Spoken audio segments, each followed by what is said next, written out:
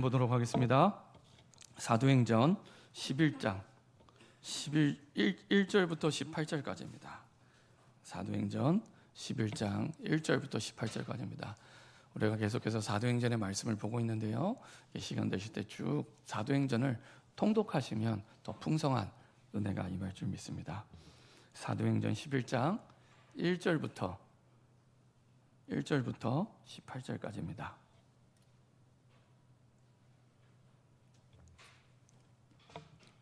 사도행전 11장 1절부터 18절까지 천천히 한 목소리를 합독하겠습니다. 유대에 있는 사도들과 형제들이 이방인들도 하나님의 말씀을 받았다함을 들었더니 베드로가 예루살렘에 올라갈 때 할례자들이 비난하여 이르되 내가 무할례자의 집에 들어가 함께 먹었다 하니 베드로가 그들에게 이 일을 차례로 설명하여 이르되 내가 요파시에서 기도할 때 황홀한 중에 환상을 보니 큰 보자기 같은 그릇이 내 귀에 매어 하늘로부터 내리어 내 앞에까지 드리워지거늘 이것을 주목하여 보니 땅에 네 발 가진 것과 들짐승과 기는 것과 공중에 나는 것들이 보이더라. 또 들으니 소리 있어 내게 이르되 베드로야 일어나 잡아먹으라 하거늘 내가 이르되 주님 그럴 수 없나이다. 속되거나 깨끗하지 아니한 것은 결코 내 입에 들어간 일이 없나이다 하니 또 하늘로부터 두 번째 소리 있어 내게 이르되 하나님이 깨끗하게 하신 것을 내가 속되다고 하지 말라 하더라. 이런 일이 세 번 있은 후에 모든 것이 다시 하늘로 끌려 올라가더라. 마침 세 사람이 내가 유숙한 집 앞에 서 가이사랴에서 내게로 보낸 사람이라. 성령이 내게 명하사 아무 의심 말고 함께 가라 하시매 이 여섯 형제도 나와 함께 가서 그 사람의 집에 들어가니 그가 우리에게 말하기를 천사가 내 집에 서서 말하되 내가 사람들을 요빠에 보내어 베드로라는 시몬을 청하라. 그가 너와 내 온 집이 구원받을 말씀을 내게 이르리라 함을 보았다 하거늘 내가 말을 시작할 때에 성령이 그들에게 임하시기를 처음 우리에게 하신 것과 같이 하는지라. 내가 주의 말씀에 요한은 물로 세례를 베풀었으나 너희는 성령으로 세례를 받으리라 하신 것이 생각나노라. 그런즉 하나님이 우리가 주 예수 그리스도를 믿을 때에 주신 것과 같은 선물을 그들에게도 주셨으니 내가 누구이기에 하나님을 능히 맡겠느냐 하더라. 그들이 이 말을 듣고 잠잠하여 하나님께 영광을 돌려 이르되 그러면 하나님께서 이방인에게도 생명 얻는 회개를 주셨도다 하니라. 아멘.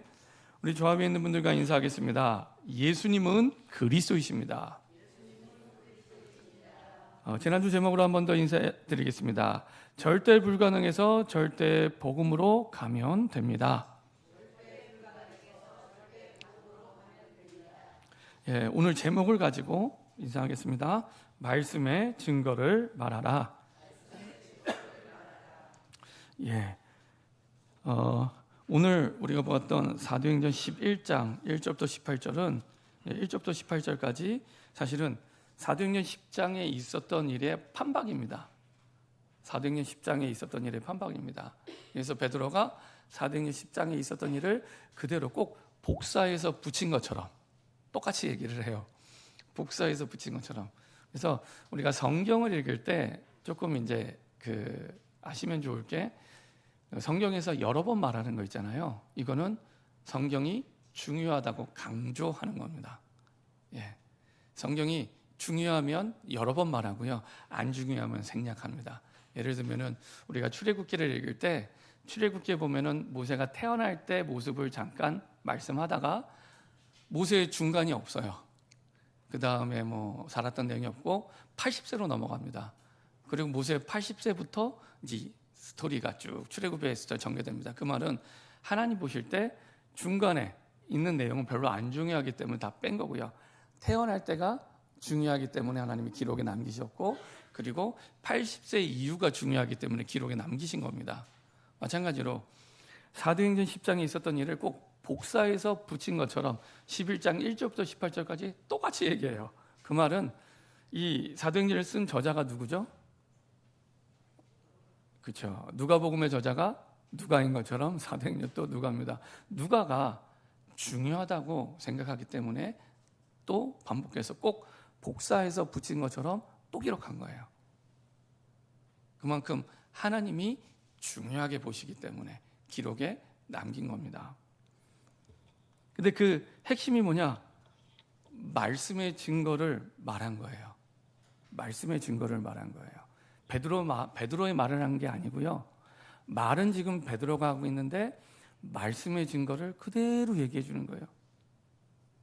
근데 그 얘기를 들었을 때 나중에 결론에 말씀드리겠지만은 그 예루살렘에 있는 그 전혀 유대인들에게는, 특히 유대인 기독교인들에게는 이해가 안 됐던 부분이 풀려지게 되고, 그리고 하나님께 영광 돌리게 됩니다. 그래서 우리 주변에 사실은 사람이 잘 변화되지 않고 바뀌지 않는 사람들을 가장 확실하게 변화시킬 수 있는 가장 좋은 방법은 내 말을 하는 게 아니라 말씀의 증거를 말하시면 됩니다. 말씀의 증거를 말하시면 됩니다. 오늘 사도행전 11장 1절부터 18절은 그 얘기입니다. 지난주에 우리가 말씀을 받았습니다. 절대 불가능해서 절대 복음으로, 절대 불가능해서 절대 복음으로. 그래서 우리가 가진 복음에는 부활의 능력이 있습니다. 시체를 생명으로 바꾸는 어마어마한 능력이죠. 그것도 예수님이 하셨다고 하면은 조금 이해는 되는데, 예수님이 아니라 베드로가, 우리에게도 주신 복음에 부활의 능력이 있습니다. 부활의 능력을 믿는 믿음이 있다면 어떤 사람도 바꿀 수 있습니다. 부활의 능력을 믿는 믿음이 있으면 어떤 상황도 바꿀 수 있습니다. 그 믿음이 우리에게 있느냐? 부활의 능력을 믿는 믿음으로 하나님은 우리의 삶을 이끌어 가시고 인도하고 계십니다. 특별히 어제는 이제 10주 동안 3기 토요학교를 진행하고 마지막에 현장 전도하는 시간이었습니다. 이번에는 지난 1기, 2기와 다르게 그 외부 활동은 자제하고 내실을 기하는 그런 시간이었습니다. 그래서 매주마다 모여서 짧은 시간이지만 아이들이 말씀 묵상하는 걸 훈련하고, 그리고 구원의 길을 가르치고, 또 말씀을 묵상하고 구원의 길을 가르치고 쭉 인도받는, 그리고 이제 일부 예배 때 아이들이 예배 이제 반주자로 서기 위해서 또 이제 예배 찬양을 준비하고, 그런 시간들로 쭉 10주를 보냈습니다. 제가 생각했을 때 참 귀한 시간이었다라는 생각이 들고요. 그 열매로 이제 우리 현장에 나와서 실제로 복음을 전해보자. 참 감사한 것은 작년 4월인지 3월인지 잘 기억은 안 나는데 한 10개월 동안 매주 이제 주일마다 모든 예배를 마치고 이제 이 파랑새 어린이 공원에서 찬양 전도를 했습니다. 그래서 매주 30분씩 이 파랑새 어린이 공원에 가서 이제 찬양을 부르고, 그래서 이제 저와 우리 전도사님하고 박세영 안수 집사님하고 이 세 명이서 쭉 매주마다 지속을 했습니다. 한 10개월 정도. 제 기억에는 거의 한 번도 안 빠진 것 같아요. 뭐 눈이 오나 비가 오나 날씨와 상관없이 매주 했던 것 같아요. 저는 이제 노예 임직식이나 노예 행사가 있으면은 어쩔 수 없이 가야 되기 때문에 빠지기도 했는데요. 우리 집사님하고 또 전도사님은 매주 30분씩 쭉 이렇게 했습니다. 어제 현장에 나가 보니까 정말로 흑암이 많이 묻어졌구나. 아이들이 복음을 받는데 잘 받아요. 잘 받아요. 처음에 지난 작년에 이제 찬양전도 당할 때 처음에는 부끄럽죠. 쑥스러워요. 낯선 사람한테 이렇게 찬양을 부르고 이게 막 이렇게 담대하고 그러진 않습니다. 근데 기도하고 하나님이 기뻐하시니까 또 찬양하고 또 찬양하고. 근데 찬양만 할수록 하나님이 은혜를 주시고 또 담대하게 하세요. 그래서요, 한번 해보시기 바랍니다. 주일날 불렀던 찬송가를 내가 집에서 혼자 있을 때 불러보세요. 완전히 다릅니다. 굉장히 은혜가 돼요. 굉장히 은혜가 돼요. 이름만 대면 알만한 한국교회 유명한 목사님이 계십니다. 그 목사님은 이제 소천하셨는데, 이 목사님이 언제 한번 본인의 인생에 대해서 간증하신 적이 있으세요. 그래서 그분의 자녀들이 한 그 사형제였던 것 같아요. 그 자녀들 가운데 선교사님, 목사님, 또 교회 장로님들이 이렇게 쭉 세워졌는데 어렸을 때, 어린이였을 때 얘기를 해주시더라고요. 그러니까 이분의 가정은 이북에서 넘어왔습니다. 이북에서 넘어와서 이제 그 목포에 이제 피난 와서 자리를 잡게 됐습니다. 그리고 이제 거기 자리를 잡고 살아가는데 낯선 땅이잖아요. 낯선 땅. 근데 이 어머니가 참 훌륭해요. 어머니가 이제 틈만 나면 나가서 동네 아이들에게 복음을 전하는 겁니다.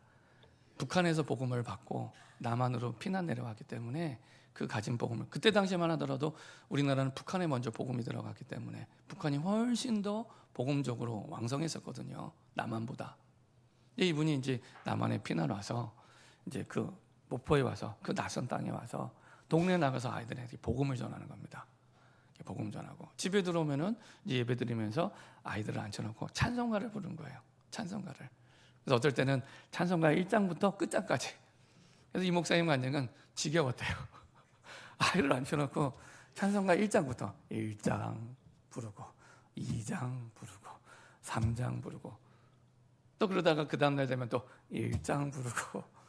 그러니까 어렸을 때 참 어머님이 그렇게 부르시는 게 참 지겨웠다 이렇게 얘기를 하시더라고요. 그러면서 그 속에서 이렇게 쭉 자라온 거예요. 그래서 별거 아닌데 가정에서 찬양을 하고 예배를 드리고 이게요 어마어마한 축복입니다.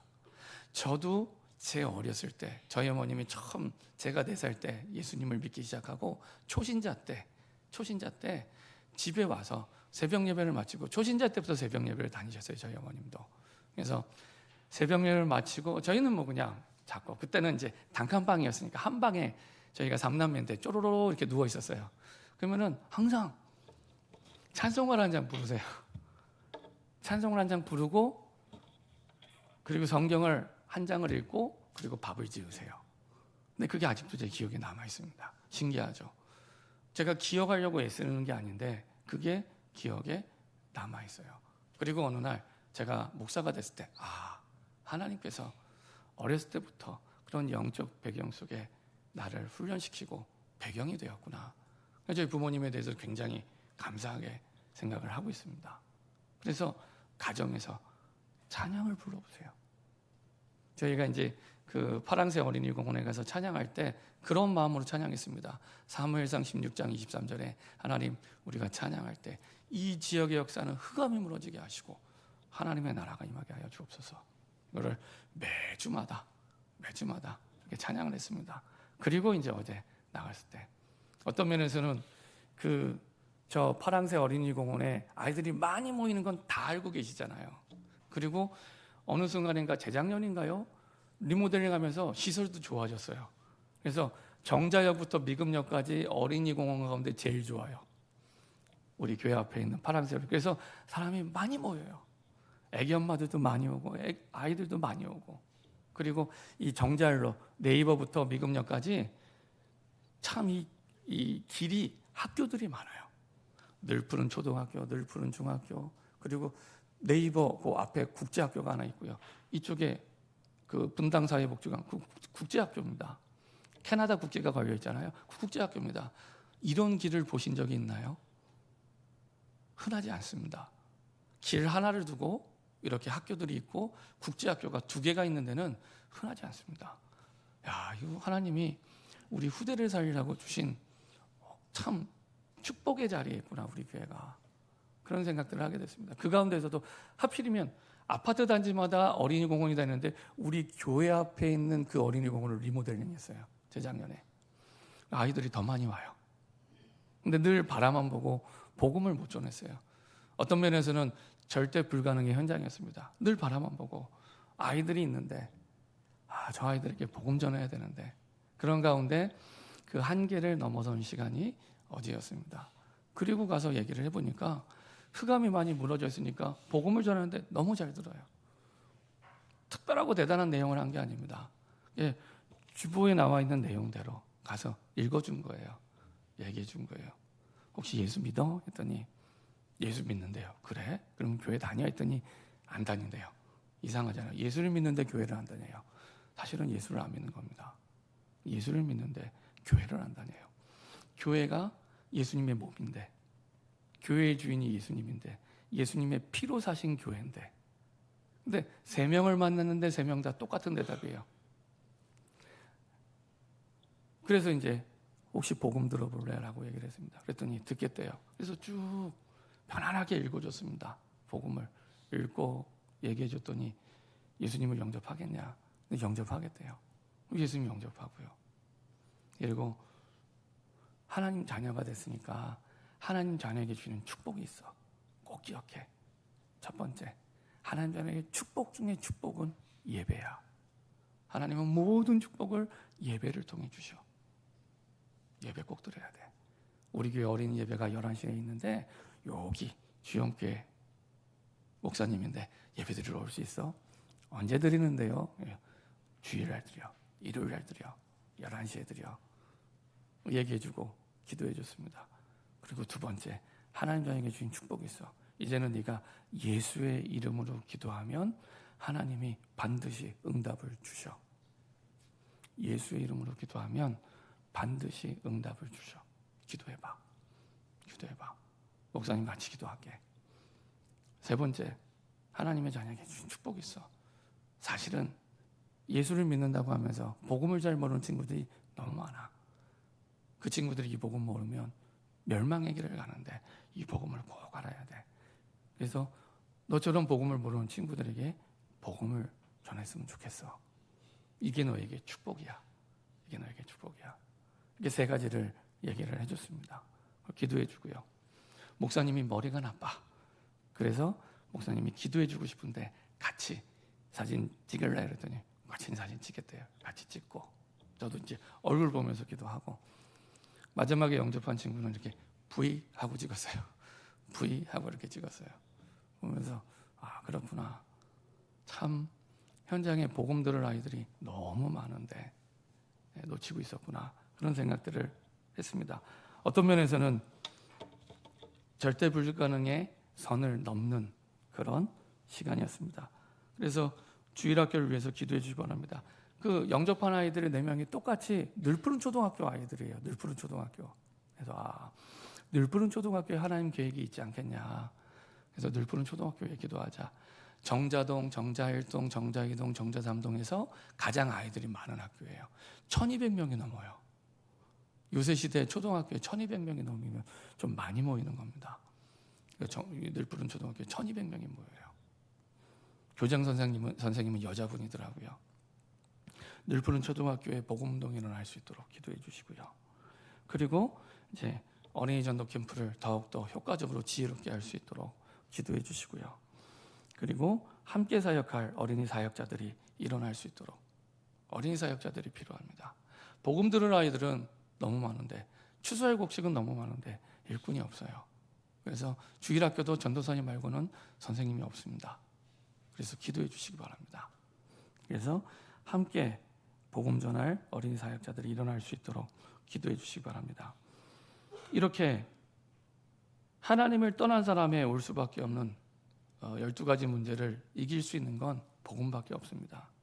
창세기 3장에서 시작된 나 중심, 창세기 6장에 그것이 물질 중심으로 죄악에 관영한 시대가 되고 네피림 시대가 됐어요. 네피림 시대라는 것은 하늘로부터 떨어진 자, 그래서 공중곳에 잡은 자가 세상을 끌어가고 있는, 다시 말하면 사단이 장악하고 있는 여러 가지 문화, 여러 가지 일들을 통해 장악하고 있는 그런 시대를 네피림 시대라고 얘기합니다. 네피림에게 장악된 아이들 시대. 창세기 11장에는 열심히 달려가지만 거짓 성공에 달려가는 바벨탑이 우리 분당, 성남, 또 용인 지역에 많이 있습니다. 계속 열심히 학원 다니고 열심히 하는데 복음이 없으면 바벨탑만 쌓아 올리는 겁니다. 떨어질 때는 쌓아 올린 만큼 충격이 큽니다. 그게 바벨탑입니다. 이게 문화화돼서 사도행전 13장의 우상문화로 하나님을 만나지 못하니까 참 경배의 대상을 잃어버렸기 때문에 우상문화 속에 살아가게 되고요. 16장에 귀신에게 잡혀 살아가는 사람도 많고요. 19장에 이제는 이게 학문화돼서 완전히 우상 신전이 돼서 그 지역을 장악을 하죠. 그래서 우상 숭배하는 사람들의 책을 불태웠는데 은 5만이나 된대요. 그만큼 지역에 많은 사람들이 우상에 잡혀서 살아가게 됩니다. 그 개인은 하나님을 떠난 불신자의 상태 속에 계속 무너지죠. 마귀의 자녀로 우상 숭배하면서 영적 문제가 오는데 왜 오는지 몰라요. 영적 문제이기 때문에 학교에서 가르쳐주지 않아요. 학원에서 가르쳐주지 않습니다. 그렇죠? 이거의 정신 문제로 질병으로 드러나고 나타나게 되고요. 그리고 히브리서 9장 27절 반드시 죽는 날이 옵니다. 그리고 죽음 이후에는 심판이 있습니다.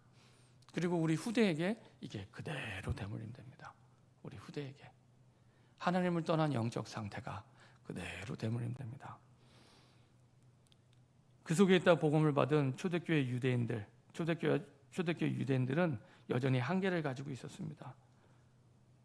여러 가지 선민사상, 잘못된 메시아 사상, 우리만의 구원자다, 우리 민족만의 구원자, 이스라엘만의 구원자다 이렇게 생각을 하는 거죠. 우리만이 택한 민족이고 이방인은 아니다. 그래서 상종하지도 않았잖아요. 그래서 사도행전 10장 28절에 보면은 이렇게까지 얘기를 합니다. 이르되 유대인으로서 이방인과 교제하며 가까이 하는 것이 위법인 줄은 너희도 알거냐. 얼마나 잘못된 생각입니까? 위법인 줄 알거니와 하나님께서 내게 지시하사 아무도 속되다 하거나 깨끗하지 않다 하지 말라 하시기로. 아니 내가 길을 가다가 일본 사람을 만나서요, 이게 위법인 거예요. 유대인들은 이방인이기 때문에 진짜 이상하잖아요. 근데 그거를 이 유대인들은 오랜 전통과 문화 속에 맞다고 생각하는 겁니다. 그리고 내가 길을 가다가 중국인을 만나서 같이 밥을 먹었어요. 오늘 이제 11장에는 그 얘기거든요. 밥을 먹었어요. 이게 위법이래요. 이게 이런 선민 사상을 가지고 있었습니다. 그러니까 어떻게 이방인에게 복음을 전하고 세계 복음을 하겠습니까? 그렇죠? 그 생각의 틀 속에 베드로도 그리고 초대교회 교인들도 갇혀 있었던 거죠. 그래서 이것을 바꿀 수 있는 길은 다시 복음 속으로. 그래서 그 복음의 내용과 능력이 전달될 때, 특별히 오늘은 사도행전 10장에 있는 내용이 그대로 전달됩니다. 그게 다른 내용이 아니라 베드로의 말이 아니라 말씀의 증거를 전달하게 됩니다. 그때 바뀌어지게 됩니다.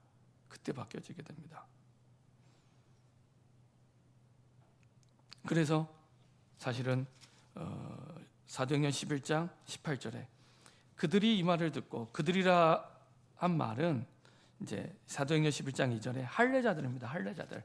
여기서 말하는 할례자들은 복음을 받은 유대인 기독교인들을 얘기합니다. 완전히 복음을 안 받은 불신자 유대인이 아니고요. 복음을 받은 유대인 기독교인들을 얘기합니다.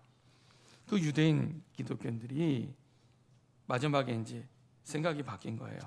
그들이 이 말을 듣고 잠잠하여 하나님께 영광을 돌려 이르되 그러면 하나님께서 이방인에게도 생명 얻는 회개를 주셨도다 하니라. 그래서 말씀의 증거가 전달될 때 바뀌게 됩니다. 자, 이 내용이 전달되지 않으면 세상 사람들의 어려움과 실패의 원인들이 뭔지를 몰라요. 왜냐? 숨겨진 문제들이기 때문에. 마음이 안 보이는 것처럼 마음의 문제들은 숨겨진 문제들입니다. 우리 영혼은 안 보이는 것처럼 영혼의 문제는 숨겨진 문제들입니다. 그래서 세상들이 어려움이 오는데 왜 오는지 모르고요. 성도들이 어려움이 오는데 왜 어려움이 오는지 모르고 사실은 살아가게 됩니다.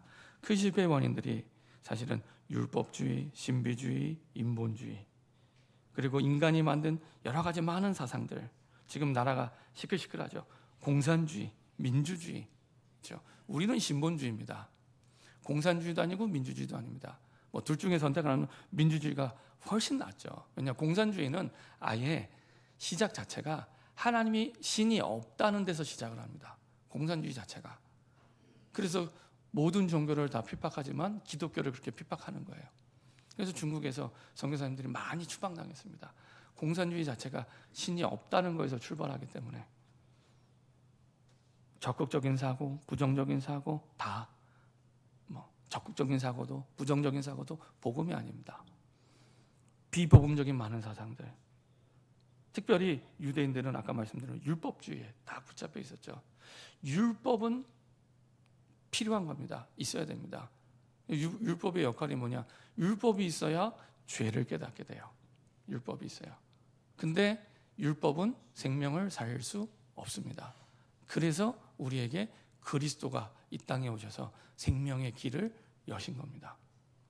그래서 율법주의란 것은 율법이 주인의 자리에 있는 겁니다. 그게 율법주의. 신비주의는 신비스러운 체험이 주인의 자리에 있는 거예요. 그게 신비주의예요. 인본주의는 내 생각이 주인의 자리에 있는 거예요. 내 계산, 선입견, 편견. 특히 우리 전도할 때 사람 많이 있으면 하나님 오늘 구원 계획이 없는 것 같아. 저쪽에 내 복음을 들어줄 만한 착한 아이가 한 명 앉아 있으면 내 복음을 들어줄 만한 것 같아. 이건지 내 계산이거든요. 그것도 인본주의입니다.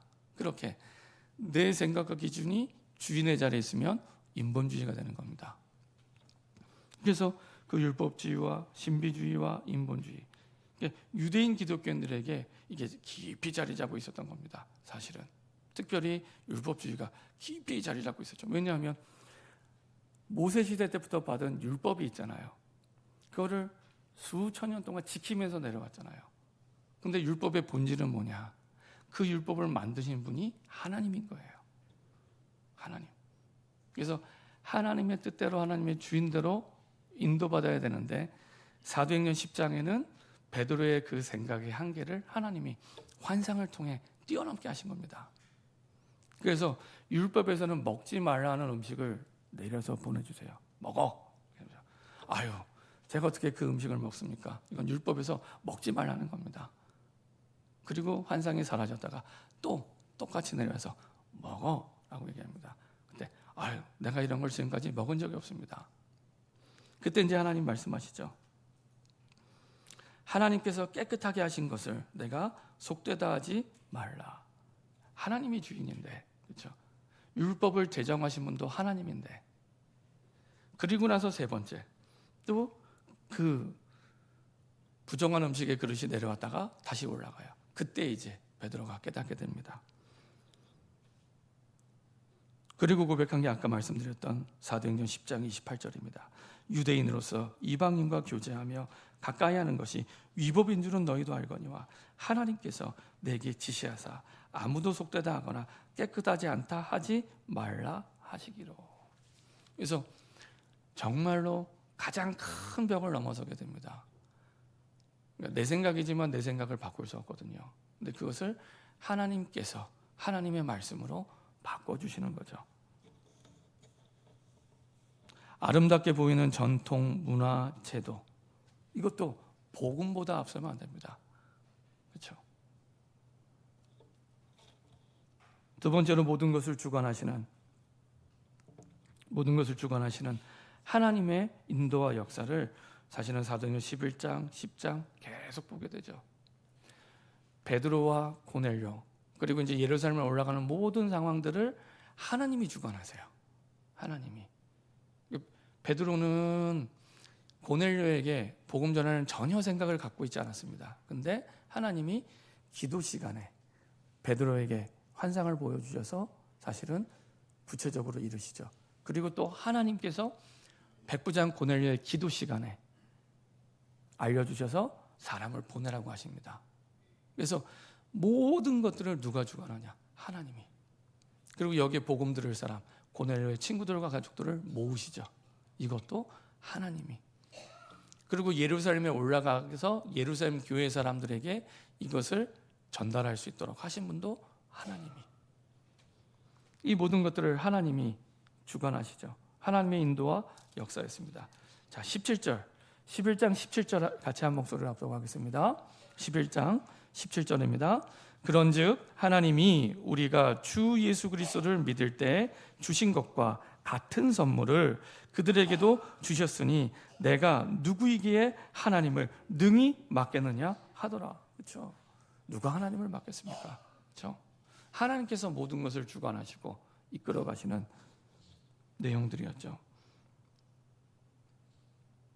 그리스도 안에서 이스라엘 향한 언약들이 이루어지는 여정이었습니다. 사도행전 1장에 주셨던 내용들이 쭉 2장, 3장, 10장까지. 그래서 10장에는 사도행전 1장에 임했던 성령의 충만함이 임하게 된 겁니다. 그래서 우리 주 예수 그리스도를 믿을 때 주신 것, 이거는 초대교회에 임하신 성령을 얘기합니다. 성령. 그래서 베드로가 갔을 때 초대교회에 주셨던 그 복음을 전달했고요. 그리고 초대교회에 주셨던 그 성령의 충만함이 이방인에게 똑같이 임하게 됩니다. 그리고 오늘 봤던 내용들 통해 이 내용을 가지고 다시 예루살렘의 사람들을 변화시키죠. 사람의 외모를 보지 않으시는 하나님입니다. 지역적, 인종적, 선입견, 편견을 넘어 전 세계 모든 사람을 구원하기 원하시는, 이게 하나님의 유일한 소원이요, 유일한 목적입니다. 사마리아 사람들, 에티오피아 사람, 다메섹의 유대인, 바울, 또 가장 높은 차별의 담인 유대인과 이방인의 경계를 넘어서게 하죠. 완전히 내 생각의 한계를 넘어 하나님이 원하시는 세계복음화를 할 수 있도록 하나님이 이끌어 가십니다. 이끌어 가십니다. 그렇죠? 그래서 11장 18절 아까 말씀드린 대로 드디어 예루살렘에 있는 유대인 기독교인들이 생각이 바뀌게 되는 겁니다. 같이 한 목소리로 18절 합독하도록 하겠습니다. 그들이 이 말을 듣고 잠잠하여 하나님께 영광을 돌려, 그러면 하나님께서 이방인에게도 생명 얻는 회개를 주셨도다 하니라. 이거는 어마어마한 변화입니다. 이 사람들이 이렇게 바꿀 사람들이 아닙니다. 오랫동안 가지고 있던 생각이에요. 그 율법주의의 한계를 뛰어넘어 완전히 바뀐다는 건 하나님만이 하실 수 있는 거예요. 그런 일이 일어난 겁니다. 그런 일이 언제 일어난다고요? 하나님의 말씀의 증거를 말할 때, 하나님의 말씀의 증거를 말할 때, 사람의 말이 아니라 하나님의 말씀의 증거를 말할 때, 누구든지 어떤 상황이든지 어떤 환경이든지 하나님의 말씀의 증거를 말할 때 바뀝니다. 그건 내가 말하는 게 아니기 때문에, 사람의 말이 아니고 베드로의 말이 아니기 때문에, 그렇죠? 하나님의 말씀의 증거를 말할 때, 하나님이 그때 하나님의 주권적으로 절대 주권 속에 역사하시죠. 성령께서 역사하시고 성령의 사역을 통해 그런 응답들을 일으키십니다. 그래서 사도행전 10장에서는 베드로를 변화시키고, 베드로가 이방인 고넬료에게 복음을 전하게 해달라고 기도 안 했잖아요. 기도 안 했는데 하나님이 은혜를 주셔서 복음을 전하게 하십니다. 그 언약을 붙잡고 있기 때문에. 그래서 베드로 한 사람을 변화시키고요, 그 한 사람이 이제는 예루살렘 교회를 변화시킵니다. 교회를 변화시킵니다. 내가 하나님이 주시는 말씀의 증거를 확실하게 체험하고 이것을 전달할 때 내가 바뀌는 것뿐만 아니라 내 가정이 바뀌기 시작합니다. 해보세요. 내 가정이 바뀝니다. 내 가족이 바뀝니다. 내 직장이 바뀝니다. 그리고 내 지역이 바뀝니다. 이거는 학교에서도 해줄 수 없고, 이거는 학문을 많이 가지고 있다고, 능력이 있다고 할 수 있는 게 아닙니다. 하나님이 은혜 주셔야 할 수 있습니다. 그렇죠? 사람의 말이 아니라 확실한 말씀의 증거를 말할 때 바뀝니다.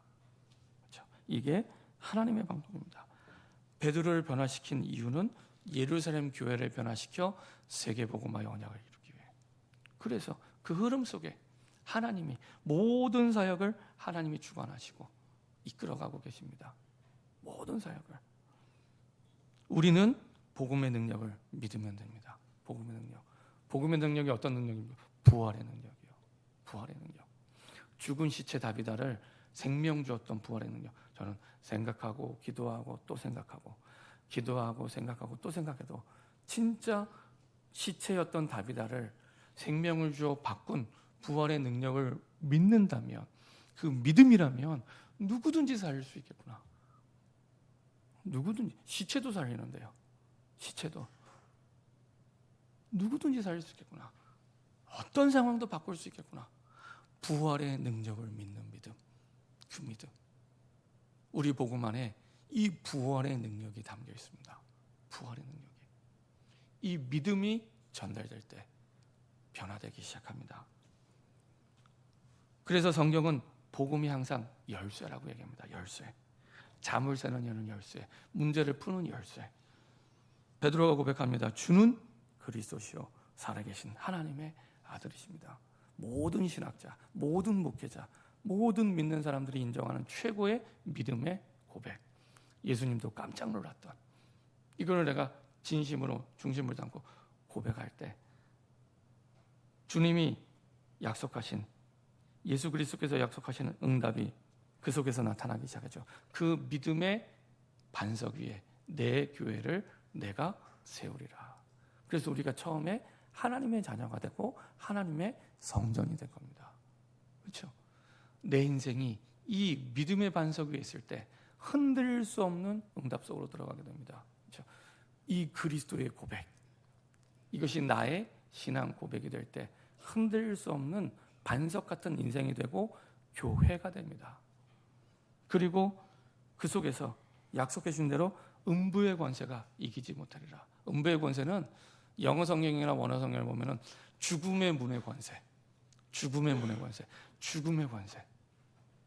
그게 이기지 못한대요. 그렇죠? 다비다 사건을 통해서 우리가 확인했잖아요. 죽은 시체를 생명으로 바꾸는, 이길 수가 없습니다. 그렇죠? 그런 어마어마한 축복과 응답이 이 믿음의 고백 속에 있습니다. 그리고요, 하나님께서 천국 문을 열쇠를 주신대요. 천국 문을 열고 천국의 그 보고, 그 보물들을 누릴 수 있는 열쇠. 내가 땅에서 매면 하늘에서도 매이고 내가 땅에서 풀면 하늘에서도 풀리리라. 천국이 하나님 나라잖아요. 하나님의 나라를 내 상황 속에서, 내 환경 속에서, 내 문제 속에서 누릴 수 있는 열쇠. 그 천국 열쇠를 내게 약속해 주세요. 누구에게요? 그리스도를 믿음으로 고백하는 그 사람에게. 그래서 뒤에 우리 기도 카드가 있지만 진짜로 잘 활용하시기 바랍니다. 내가 눈을 떴을 때 가장 먼저 하는 생각이 이 믿음의 고백이 될 수 있도록, 하루를 마무리하고 마칠 때, 잠자리에 들었을 때 가장 마지막에 하는 고백이 이 믿음의 고백이 될 수 있도록. 전능하신 하나님이, 전능하신 하나님의 자녀라는 사실을 확인시켜 주시고 그 능력을 누리게 하십니다. 복음이 뿌리 내리면 뿌리 내리는 만큼, 복음이 체질이 되고 체질이 되는 만큼 나의 것으로 누리게 되죠. 우리의 바탕의 영적 상태가 바뀝니다. 우리 모든 일 가운데 눈에 안 보이니까 영적 상태를 계산하지 않습니다. 육신의 상태만 계산하고 육신의 어려움만 계산하고 보이는 것만 계산하게 됩니다. 근데 가장 중요한 근본은 영적 상태입니다. 영적 상태가 바뀌게 될 때 우리의 육신의 병이, 우리의 정신의 병이 치유되기 시작합니다. 회복되기 시작합니다. 회복되기 시작합니다. 우리 삶의 응답이 시작됩니다. 시작됩니다. 자, 결론입니다. 하나님이 모든 것을 주관하시는데 그럼 우리는 뭐 하면 됩니까? 말씀의 증거를 전달하기 위해 기도 속에서 모든 것을 회복해야 됩니다. 기도 속에서. 그래서 구원받은 하나님의 자녀에게는 기도가 여러 가지 중에 하나가 아닙니다. 다예요. 기도는 호흡이라고 얘기하잖아요. 호흡을 멈추면 안 되잖아요. 그렇죠? 기도가 잘 안 된다면 이미 내가 호흡곤란이 온 겁니다. 어떤 학자가 그 얘기를 하더라고요. 어떤 사람들이 워낙 현대사회에 많은 어려움과 그 다음에 두려움과 근심이 많이 있고 큰 충격을 받을 때가 있잖아요. 그때 우리가 거기서 빨리 회복할 수 있는 방법이 있어야 된다. 이 사람은 예수를 믿는 사람인데 안 믿는 사람 모르겠어요. 이 사람은 그냥 과학적으로 얘기를 하더라고요. 그때 우리에게 심적인 스트레스나 부담이 올 때 그 오는 속도가 0.2초랍니다. 0.2초. 근데 우리가 이제 이것을 바꾸려고 하는데 바꾸기가 어렵잖아요. 근데 바꾸기 위해서 우리가 할 수 있는 게 한 가지가 있대요. 그래서 그 사람이 하는 말이 그 얘기를 하는 겁니다. 우리 몸이 이걸 바꾸려는 몸이 반응을 해야 되는데 내 심장도, 내 위장도, 대장도 내 마음대로 안 된대요. 근데 그때 딱 하나 내 마음대로 할 수 있는 장기가 딱 하나 있대요. 내 마음대로 할 수 있는 장기. 그게 폐랍니다. 폐. 폐는 내 마음대로 할 수 있대요. 내가 숨을 쉬었다, 안 쉬었다, 멈췄다 할 수 있잖아요. 심장은 내 마음대로 안 되고 대장은 내 마음대로 안 된대요. 근데 폐는 내 마음대로 할 수 있대요. 그러면서 평상시의 호흡을 편안하게 길게 하는 이것이 나의 체질이 되면 훨씬 더 편안하게 모든 것들을 살리는 힘을 얻을 수 있다. 이런 얘기를 하더라고요. 그래서 야, 참 하나님이 우리의 신체에 저런 축복도 감춰 두셨구나. 그런 생각들을 하게 됐습니다.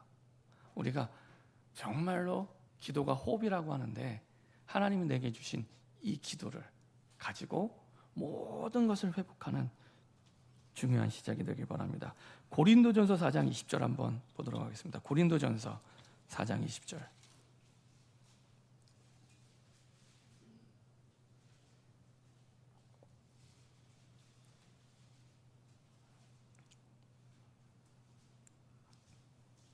다 우리 모든 삶에 하나님의 통치하시는 하나님의 나라가 임하기를 원하는데요.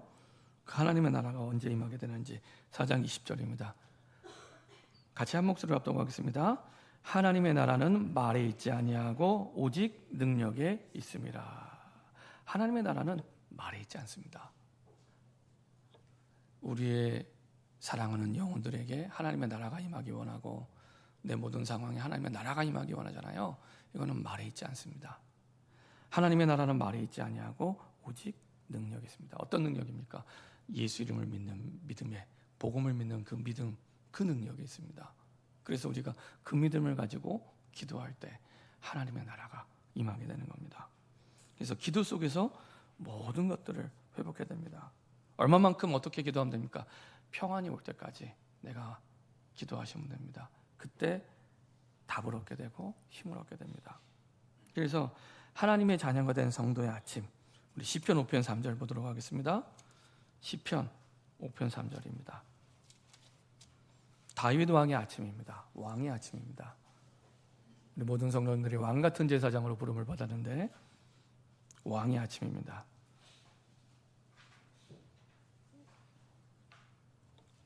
시편 5편 3절 같이 한 목소리로 합독하겠습니다.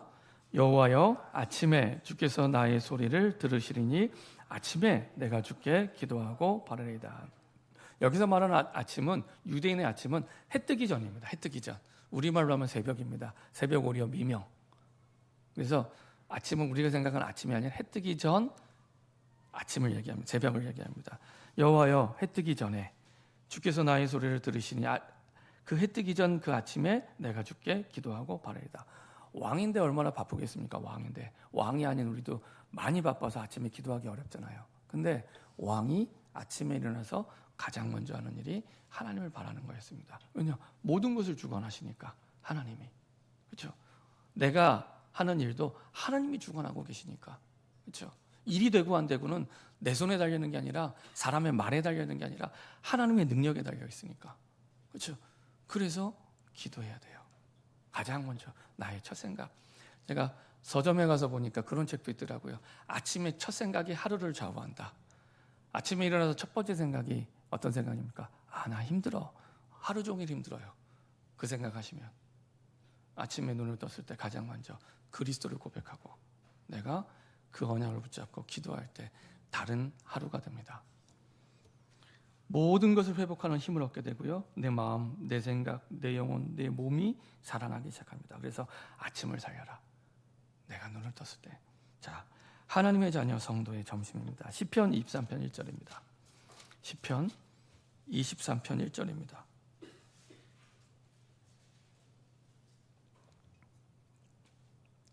같이 한 목소리 합독하겠습니다. 여호와는 나의 목자시니 내게 부족함이 없으리로다.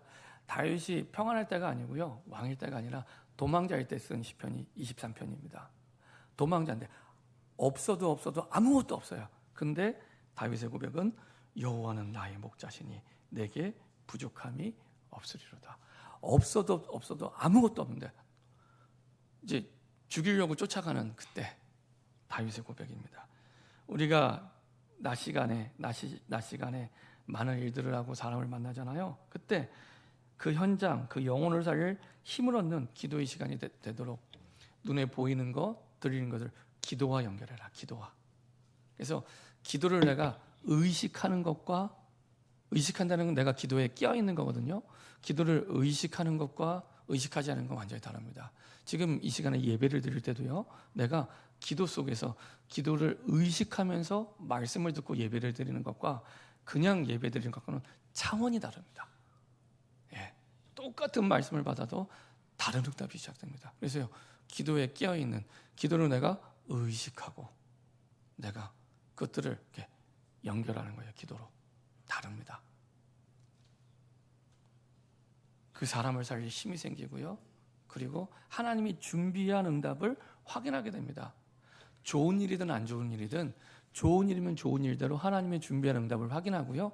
안 좋은 일이면 안 좋은 일대로 하나님의 준비한 응답을 확인하게 됩니다. 완전히 다르죠.